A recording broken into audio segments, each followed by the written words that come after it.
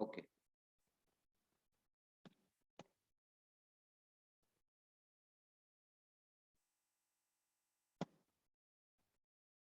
ठीक है, तो आज की क्लास में हम चर्चा करेंगे पाठ्य पुस्तक की आवश्यकता क्या है। ठीक है, करिकुलम में पाठ्य पुस्तक की आवश्यकता क्या होती है, इसके बारे में आज हम लोग चर्चा करेंगे। ओके,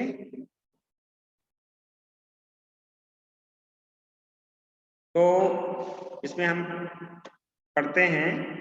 अभी बच्चे बीच बीच में डिस्टर्ब करते रहते हैं। वैसे समय से सभी विद्यार्थियों को आना चाहिए, समय से लोग आते नहीं हैं और बाद में फिर आ जाएंगे। ठीक है, तो हमें पाठ्य पुस्तक की आवश्यकता क्यों पड़ती है। ठीक है, किसी भी क्लास को पढ़ाने के लिए, ठीक है, करिकुलम की आवश्यकता क्यों होती है, तो इसके बारे में हम लोग चर्चा करेंगे। तो अगर हम बात करें कि प्राचीन काल में लिपि के आविष्कार से पूर्व, ठीक है, जिस समय भाषा के लिए लिपि का आविष्कार नहीं हुआ था, ठीक है, तो लिपि के आविष्कार से पूर्व भाषा के शिक्षा मौखिक ही थी।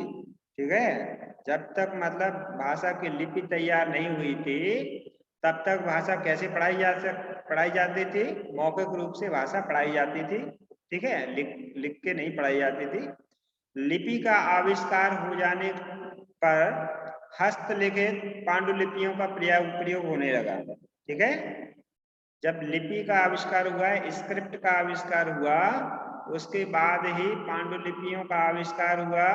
ठीक है, पांडुलिपियों का प्रयोग हुआ और लिखित रूप में किसी भाषा को पढ़ाया जाने लगा। इससे पहले भाषा को कैसे पढ़ाया जाता था, मौखिक रूप से पढ़ाया जाता था। अभी शिवम तिवारी कौन सी क्लास का आ गया बच्चा। अब बेटा सभी लोग थोड़ा सा ध्यान दें कि आप लोग अपने नाम से जुड़े क्लास में। ठीक है, तो हमें पता चलेगा कि कोई विद्यार्थी पढ़ रहा है, और यदि इधर नाम सामने नहीं आएगा तो हमको पता नहीं चलेगा कि कोई विद्यार्थी पढ़ रहा है या विद्यार्थी का कोई गार्जियन पढ़ रहा है। ठीक है, तो आपको प्रयास करना है कि अपने नाम से ही आईडी बनाएं, जिससे कि यहाँ पर आपकी अटेंडेंस लगाई जा सके। ठीक है, जैसे कोई OnePlus वाला ये मोबाइल चला रहे हैं, OnePlus Nord CE 5G, ये जिसका भी मोबाइल है, इसको अपनी आईडी से कनेक्ट कीजिए, अपने नाम से कनेक्ट कीजिए और नाम से ही ज्वाइन कीजिए। ठीक है, और ये बच्चे क्या है कि 2 बच्चे अभी आए थे, 2 बच्चे फिर जा चुके हैं। ऐसा मत कीजिए, क्लास पूरी अटेंड कीजिए। ठीक है, तो हम बता रहे थे कि प्राचीन काल में लिपि के आविष्कार से पूर्व भाषा की शिक्षा मौखिक रूप से दी जाती थी, लेकिन जिस प्रकार से लिपि या स्क्रिप्ट का आविष्कार हुआ, तो भाषा के हस्तलिखित पांडुलिपियों का प्रयोग होने लगा। किंतु हाथ से लिख करके ग्रंथ तैयार करने का में बड़ा परिश्रम होता था। ठीक है, उस समय जब पांडुलिपियां जैसे जैसे वेद पुराण लिखे गए, तो उस समय पांडुलिपियों से किसी चीज को, ग्रंथ को, एक बड़े ग्रंथ को लिखना बहुत कठिन कार्य था। ठीक है, और उसमें बहुत ही परिश्रम या मेहनत लगती थी। ठीक है, अतः पाठ्य पुस्तकों का प्रचलन उस समय नहीं हो पाया। ठीक है, क्योंकि कोई भी पाठ्य पुस्तक लिखने में बहुत परिश्रम होता था, बहुत परिश्रम लगता था, बहुत समय लगता था। ठीक, लेकिन धीरे धीरे विकास हुआ और आज के समय में हमारे लिए पाठ्य पुस्तकें तैयार हैं।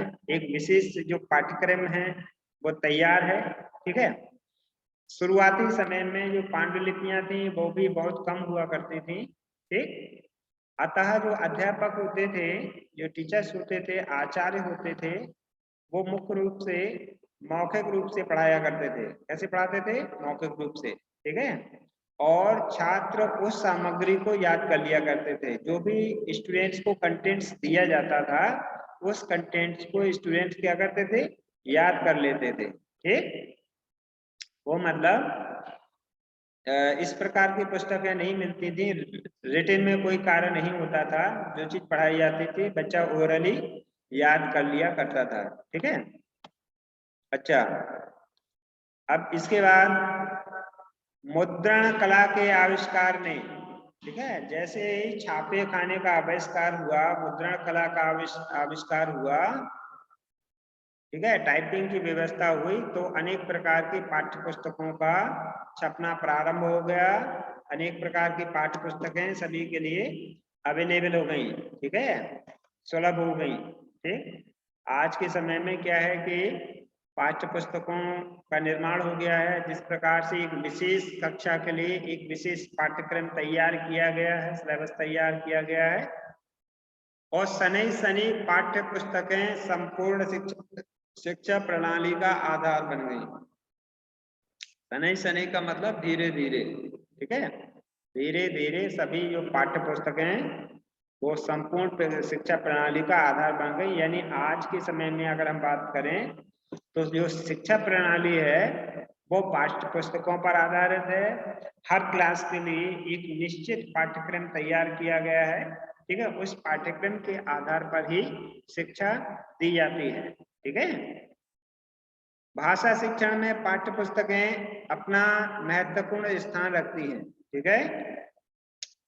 कोई भी भाषा अगर सिखाना है, भाषा शिक्षण करना है, तो उसके लिए पाठ्य पुस्तकों का होना एक आवश्यक चीज है, ठीक है। इसलिए पाठ्य पुस्तकें किसी भी भाषा सिखाने के लिए महत्वपूर्ण होती हैं, क्योंकि जो पाठ्य पुस्तकें हैं, जो सिलेबस है, वो एक आधार होता है। किसी शिक्षक को कक्षा पढ़ाने के लिए सिलेबस एक आधार होता है, पाठ्य पुस्तकें आधार होती हैं, और उसके बेस पर ही शिक्षक आगे बढ़ता जाता है, ठीक है। इसी शिक्षाविद ने कहा है कि पाठ्यक्रम में वह मैदान है, ठीक है, जिसमें कि शिक्षक विद्यार्थियों का साथ लेकर के दौड़ लगाते हैं, ठीक है, अपनी मंजिल तक पहुंचते हैं।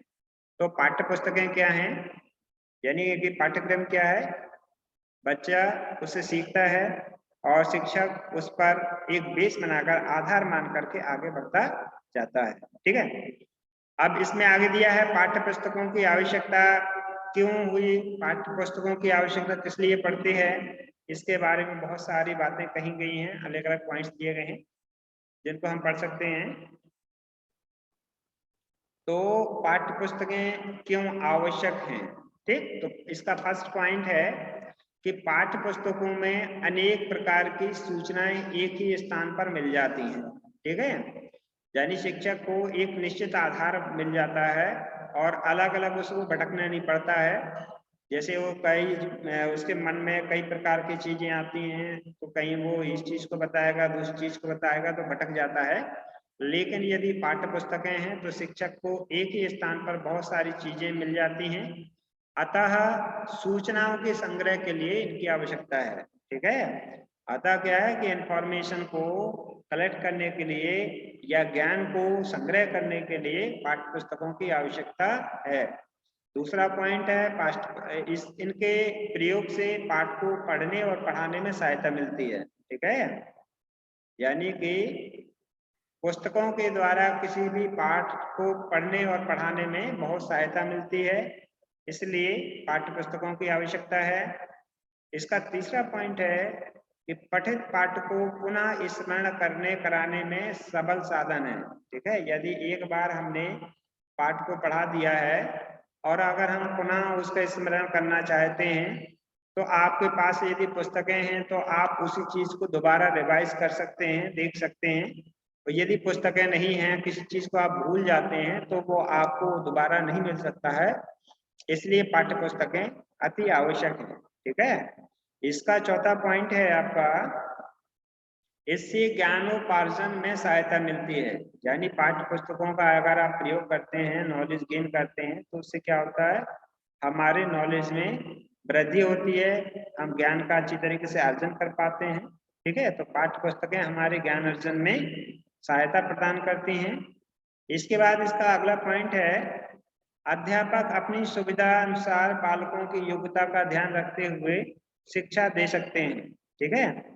यानी कि इससे विद्यार्थियों को भी सुविधा होती है और अध्यापक बच्चों की योग्यता कैपेसिटी देकर, क्योंकि कोई भी पाठ्यक्रम है तो हमेशा विद्यार्थियों की योग्यता के अनुसार ही तैयार किया जाता है, ठीक है, विद्यार्थियों का जो भी लेवल होता है उसके आधार पर पाठ्यक्रम तैयार किया जाता है। ठीक है, इसलिए अध्यापक छात्रों की योग्यता के देखते हुए, ध्यान में रखते हुए विद्यार्थियों को नॉलेज देता है। ठीक है, इसके लिए पाठ्य पुस्तकों की आवश्यकता होती है। ठीक है, इसके बाद इसका अगला पॉइंट है,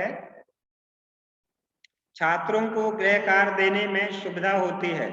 ठीक है, पाठ्य पुस्तकों के माध्यम से छात्रों को अध्यापक द्वारा गृह कार्य दिया जाता है, क्योंकि अध्यापक हर समय से विद्यार्थियों के पास अवेलेबल नहीं होता है। यदि विद्यार्थियों को कहीं कोई समस्या होती है तो वो पाठ्य पुस्तकों का सहारा लेकर के उस गृह कार्य को पूर्ण कर सकता है। ठीक है, इसका अगला पॉइंट है कि उत्तम पाठ्य पुस्तकों से पाठ्यक्रम निर्माण में सहायता मिलती है। ठीक है, अगर विशेष प्रकार की पुस्तकें हैं, हमें किसी कक्षा के लिए कोई पाठ्यक्रम तैयार करना है, करिकुलम तैयार करना है, ठीक है, तो हम पाठ्य पुस्तकों की सहायता से ये कार्य कर सकते हैं, इसलिए पाठ्य पुस्तकें आवश्यक हैं। ठीक है, अगला पॉइंट है कि यह वह साधन है, यानी पाठ्य पुस्तकें वह साधन है जो भाषा शिक्षण के विशिष्ट उद्देश्यों की प्राप्ति में सहायक बनते हैं। ठीक है, तो यहाँ पर पाठ्य पुस्तकों को एक साधन के रूप में प्रयोग किया गया है जो विशिष्ट उद्देश्यों की प्राप्ति में सहायक होते हैं। ठीक है, इसके बाद अगला पॉइंट है इसका कि पाठ्य पुस्तकों से छात्रों के हृदय में पढ़ने की प्रेरणा जागृत होती है, यानी इसके माध्यम से विद्यार्थी क्या होते हैं, इंस्पायर होते हैं पढ़ने के लिए। ठीक है, स्टडी करने के लिए इंस्पायर होते हैं, इसलिए भी पाठ्य पुस्तकें आवश्यक हैं। ठीक है, इसके बाद इसका अगला पॉइंट है कि भाषा पर पूर्ण अधिकार प्राप्त करने में पाठ्य पुस्तकों का होना अति आवश्यक है। ठीक है, क्योंकि इसमें किसी भी कक्षा के लिए एक निश्चित सिलेबस तैयार किया जाता है। ठीक है, भाषा के बारे में बहुत सारी चीजें बताई जाती हैं, इसलिए पाठ्य पुस्तकों का भाषा पर पूर्ण अधिकार प्राप्त करने के लिए अति आवश्यक होना जरूरी है, यानी अति आवश्यक है। इनकी आवश्यकता किस किस के लिए जरूरी है, तो इनकी आवश्यकता अध्यापक के लिए और छात्र के लिए, दोनों के लिए आवश्यक है। संपूर्ण कक्षा को, इसके बाद इसका नेक्स्ट पॉइंट है कि संपूर्ण कक्षा को एक साथ पढ़ाने में पाठ्य पुस्तकें उपयोगी होती हैं। ठीक है, यदि आप एक बड़ी क्लास को पढ़ाना चाहते हैं तो उसके लिए पाठ्य पुस्तकें होना चाहिए, क्योंकि अध्यापक की आवाज कभी कभी दूर तक नहीं पहुंच पाती है और इसके माध्यम से, यानी पाठ्य पुस्तकों के माध्यम से बहुत सारे छात्रों को एक साथ सरलता से पढ़ाया जा सकता है। ठीक है, और इसमें अधिक समय और शक्ति का भी अपव्यय नहीं होता है, यानी समय और शक्ति को ज्यादा क्षरण नहीं होता है। इसके अलावा पाठ्य पुस्तकें साधन है, साध्य नहीं। ठीक है, यानी पाठ्य पुस्तकों के माध्यम से पढ़ाया जा सकता है तो इनको साधन के रूप में प्रयोग किया जा सकता है, साध्य के रूप में प्रयोग नहीं किया जा सकता है। ठीक है, तो आज की क्लास में इतना ही। अब हम लोग डिस्कस करेंगे, जो आप लोगों को अगर कुछ पूछना है तो आप लोग पूछ सकते हैं।